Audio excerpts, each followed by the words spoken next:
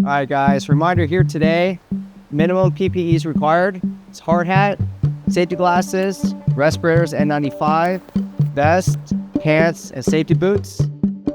Always be aware of slip, trip, and fall hazards. And always remember to stay hydrated on the job site. You know, there's a lot of fires around here right now, very dry. Even though it's raining today, make sure the crew takes proper breaks, they have proper hydration, and they're good to go. Palisade Fire ignited on January 7th of 2025, and it tore through over 2,300 acres in the Pacific Palisades.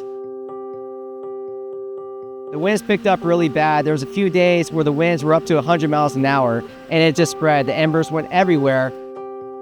And after weeks of firefighting, the blaze was finally contained on January 31st. But now the focus shifts to rebuilding, restoring homes, businesses, and the community itself. We were watching TV, we were keeping monitoring the whole time. We saw the backside of the building burning and we figured we were 100% done. And then the smoke blacked everything out so we couldn't get any more information. Even the LA Times reported that we were burned. Eater LA, everyone else ran with it. They said, oh, LA Times said restaurant Gladstone is burned to the ground. So we thought we were done.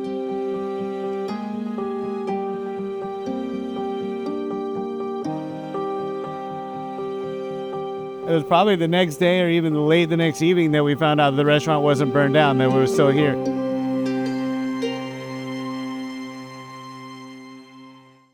Gladstones, they got very lucky actually. They got affected by smoke, soot, and ash, which basically needs to be cleaned. This is north side of the building of Gladstone's restaurant. The structure is totally charred. In order to replace this building, we have to get a permit first because of the burnt, charred debris. As you see inside, everything in here is charred and burned. Same thing here is the ice maker room is what we call it. So you have a refrigerator here, ice maker there, you have some electrical there. So all the electrical panels have to be replaced. Same thing with the roof has to be replaced, as well as the mechanical. Mechanical is what we call the HVAC units. All have to be removed or replaced because it's so damaged from the fire. So I met Mark Finley. He met us with our insurance adjusters. I spent about the next week with Mark almost every day. We were in the car coming up here, driving together. It took us about 3 or 4 days to get into the restaurant. I really got to see how he worked, and he got this whole team in here way ahead of schedule. We were on the ground days and days before other people are even getting their first walkthroughs. Basically, when you do a cleaning of the structure, you do a two-tiered process. The first step is to HEPA vacuum the structure and the contents. The second is to do a wet wipe with an unsmoke, unsoot solution. And we set up air scrubbers and also use a product called Odorex, odor block, to help with the smell and the odor.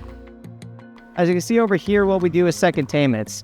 This helps us contain the areas that we're cleaning so we don't get cross-contamination. So typically what we do, we start in the back of the building and work our way forward.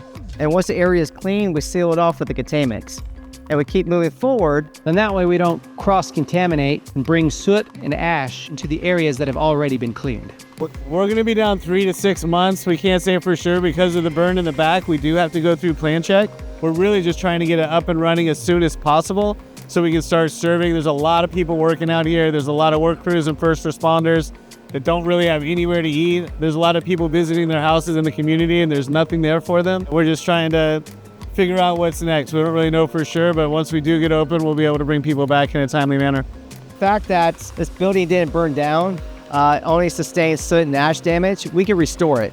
If there's more significant charred or burned areas, we would probably have to do a total loss. But luckily for a building like this, we just restore. So it's basically we do fire, smoke, soot, and ash, and odor control, clean it, and make sure the smell is gone so we can reopen the restaurant to the public soon.